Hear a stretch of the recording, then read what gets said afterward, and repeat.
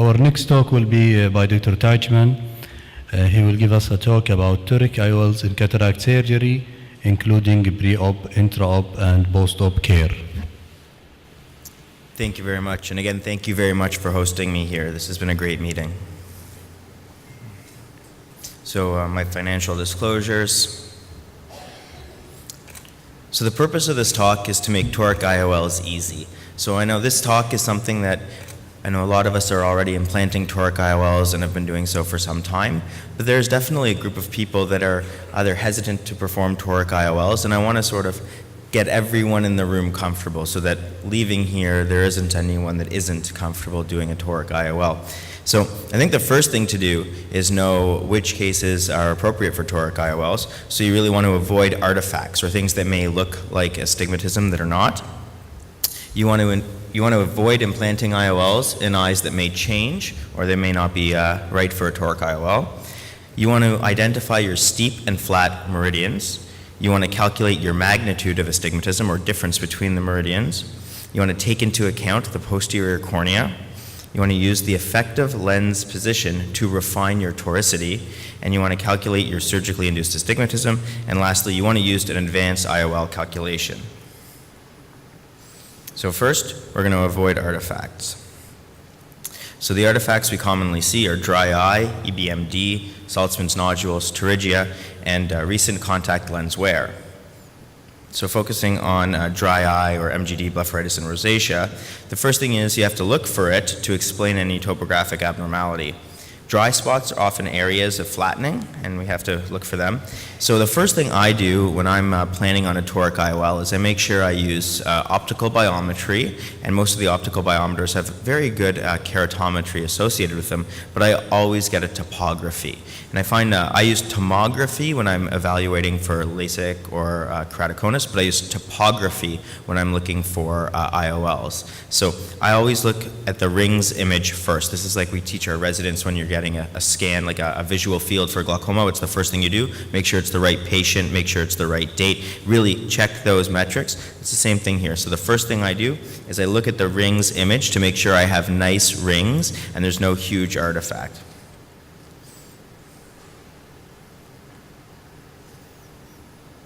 Next thing is I look for EBMD, and this is something we can see at the slit lamp. And if they have EBMD that involves the central cornea, where the keratometry may be, I do a superficial keratectomy. I should say I offer a superficial keratectomy.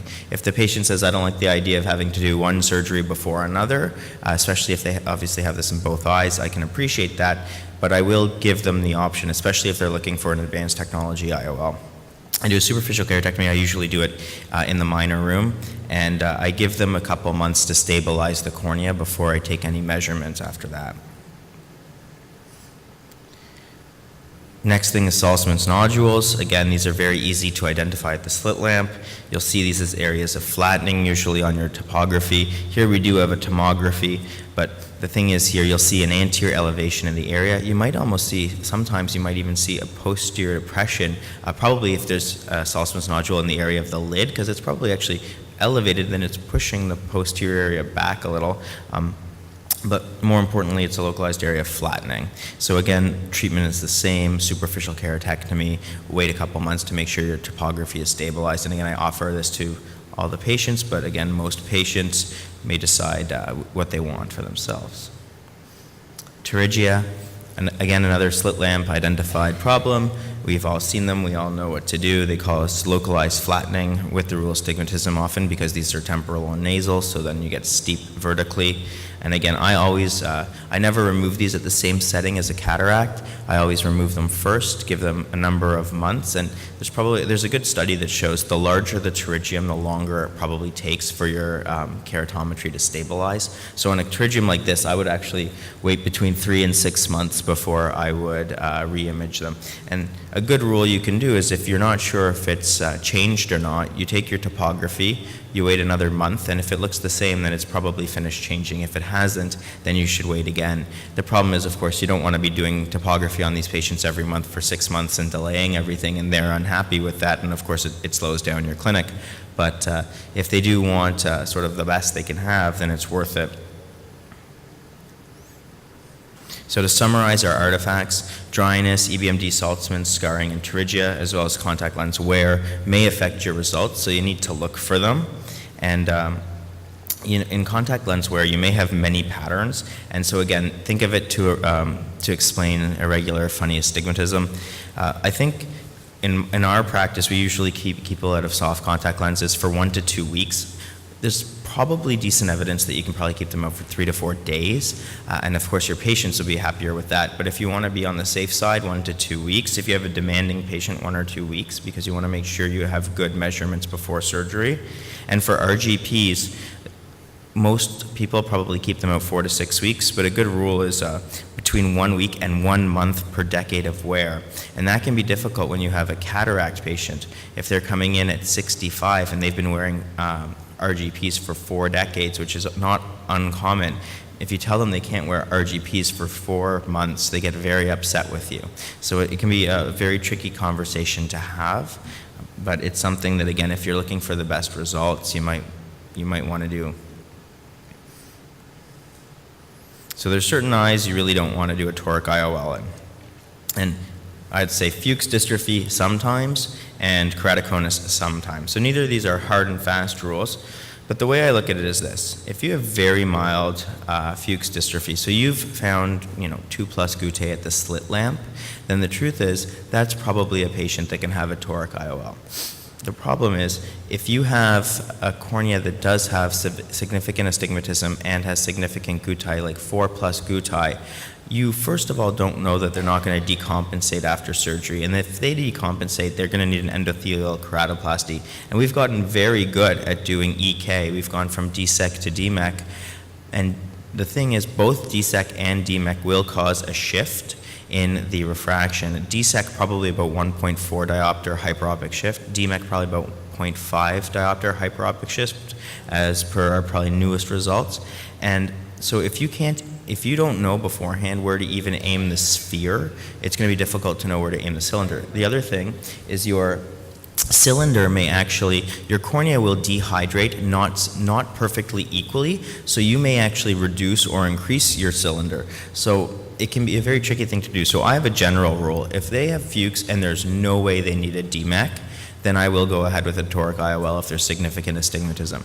If they have any chance of needing a DMEC, I generally avoid toric IOLs completely, unless I think they have a lot of astigmatism and I can debulk it somewhat, but I tell them, this surgery is not to make you 20/20 without glasses. This surgery is the first surgery of 2 because you need a transplant. That transplant used to be a really big deal.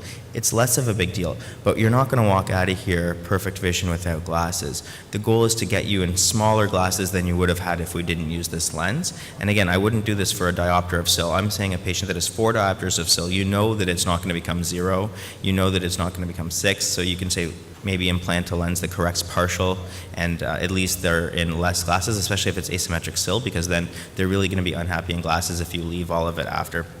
And of course, for the residents here, this is actually ice syndrome. Keratoconus, again, has its own set of rules, if you will, for implanting toric IOLs. And this is a question I get asked quite a bit, and I think that you can't clump all keratoconus together. And with the real acceptance of refractive surgery and the advanced technology testing, we're identifying a lot of people that would have never been told they have keratoconus, and we're telling them they have keratoconus. So we know it's a spectrum of disease. They're the patients that are going to need a DULC, and those patients obviously aren't, well, if they're getting cataract surgery beforehand, they're usually not going to get a toric IOL because you're going to replace the cornea. If they've had a surgery already, like a PK or a DULC, then depending on its stability and how long you think it'll last, it might be reasonable to correct regular astigmatism with a toric IOL. But most of the patients fall into a group that if keratoconus will not need a DULC or a PK, and the question is, can you do a toric IOL for their astigmatism? So what I say is, if the axis and the magnitude are similar when you measure them with various modalities, so that means manual keratometry, autokeratometry, topography, tomography, and actually something that's important is refraction. So we always ignore refraction when we're talking about implanting toric IOLs in most patients. Why? Because we're going to change their refraction. We're taking out their lens, and we know that there's probably some portion of lenticular astigmatism. But in keratoconus, you can probably expect that 99% of their refractive error and astigmatism is coming from the cornea. So it should line up pretty well with their refraction. If it doesn't, I generally do not go ahead with that. The other thing is if they are RGP dependent and they're happy in their RGPs and they know that because of their shape of their cornea, their vision is is much better in an RGP than a contact lens, they will end up wearing, than in the glasses, they will end up wearing RGPs after surgery for that improved irregular astigmatism and improved vision. And because of that, it's probably a disservice to plant a toric IOL on them, and I would just implant a spherical or aspheric IOL. So how do I plan for these surgeries? Again, we want to measure the flat and steep axis, we want to measure the difference between them, and we want to know the IOL power. So there are a number of ways to measure corneal astigmatism, and each way has various number of points or locations on the cornea that they assess. So I use, like I said, optical biometry numbers for my keratometry, but I always confirm the axis with a topography. You want to calculate your surgically induced astigmatism, and this can be done on Dr. Hill's website. Now, there are a lot of factors that do affect this, and that's the problem. If you happen to operate on axis, your surgically induced astigmatism is going to be very different. Your surgically induced astigmatism should be calculated at each location that you operate on, and for each type of, most of us only have one type of incision we use. We picked one we like and we use it. But if you look here, the radius of the cornea would be different, the thickness would be different. Everyone's cornea has a different rigidity to it, and the different IOL sizes that may stretch a wound. So because of that, theoretically, you would have 20 different SIAs depending on where you're sitting, the diameter of the cornea, and a number of other factors. And to be honest, that's not a reasonable thing to do. None of us are going to be able to keep that data straight. And the other thing is you might not do enough procedures at each location and each cornea type to have enough data. So what do we really do? Most of us use a mean, and currently the thinking is 0.1. And there's some good data that shows, although your surgically induced astigmatism might be different if you look at it at 1 month or 3 months, when you look at the surgically induced astigmatism a year later, a lot of it has debulked. And 0.1, it used to be 0.12, now we're saying 0.1, might be a very reasonable number to use. And the next thing is let the formula do the work for you. So many times we get asked, is there a way that you would calculate it with this and calculate with this? I say, yeah, I use the Barrett, because Dr. Barrett's a very smart man, probably a lot smarter than I am when it comes to this stuff. And so he's taken a lot of his time to do this, and why would I then try to sort of reinvent the wheel, if you will? You want to take into account your posterior corneal astigmatism, and remember, most of the formulas we have assumptions built in that take certain things into account. That's why if you took perfect measurements of the cornea, both anterior and posterior, and plugged that into the formula, it actually doesn't work very well. The reason is the formulas already take into account certain assumptions, so using true data actually often doesn't work well. You need to use the data the formula was built anticipating as input into it. So when it comes to posterior corneal astigmatism, you can try to calculate it, you can try to use one of the nomograms, but a number of the formulas, especially the Barrett formula, will actually take it into account. And the other thing is, previous formulas that took into account effective lens position did so only for spherical power of the IOL, its location. However, the Barrett formula takes into account for toricity as well, and that's an important thing, because your toricity, just like any power, will change depending on your effective lens position. So that's something to sort of be aware of. And again, you want to use an advanced IOL calculation. So as I mentioned, I use the Barrett Toric calculator. It's available on the ASCRS website. It takes into account posterior corneal astigmatism, and it also uses the ELP to refine toricity, and it allows, you can actually now input Ks from various technologies, so it'll allow you to put in your IOL Master, your Atlas, and your Pentacam, and I think up to 3 different methods. And if you use one method, it gives you the same results that it did, say, a year ago. But if you use 3, it will actually use all of them, and they're found to have more accurate results if you use more modalities when using it to calculate it. And if everything goes wrong, you can go to Dr. Birdall's astigmatismfix.com, now on the ASRS website, as well as the Toric Results Analyzer. And if you type in the patient's refraction and some of their numbers, it will actually tell you if this lens, well, it will tell you how to rotate this lens to minimize their refraction. And from that, you can see if the refraction that you can get is reasonable to the patient. And if so, you can rotate the lens that you have. And if not, you may want to consider an IOL exchange. But this, often you can get the patient a very good refraction like this, because usually you've calculated it before. So unless there's a very big surprise for one reason or another, rotating the lens should get them to the right refraction. So just to summarize very quickly, you want to avoid the artifacts that may give you false astigmatism values, because that is definitely a way to implant a lens that may not be accurate. You want to avoid certain eyes that are probably best left without a toric intraocular lens. You want to use optical biometry to calculate your axial length, of course, and your Ks. You want to plug those into an advanced IOL formula to calculate the spherical power. You want to confirm your axis with topography. You want to calculate your surgically induced astigmatism, or, like I said, honestly, you might just want to use a 0.1. That's what I do. You want to take into account your posterior cornea and the ELP to refine your toricity, and that means using the Barrett toric calculator, and I obviously have no financial interest in that. So thank you very much.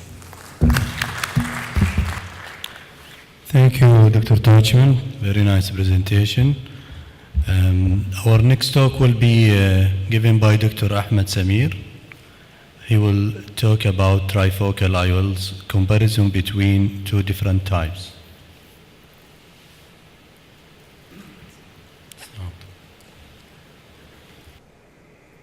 Assalamu alaikum.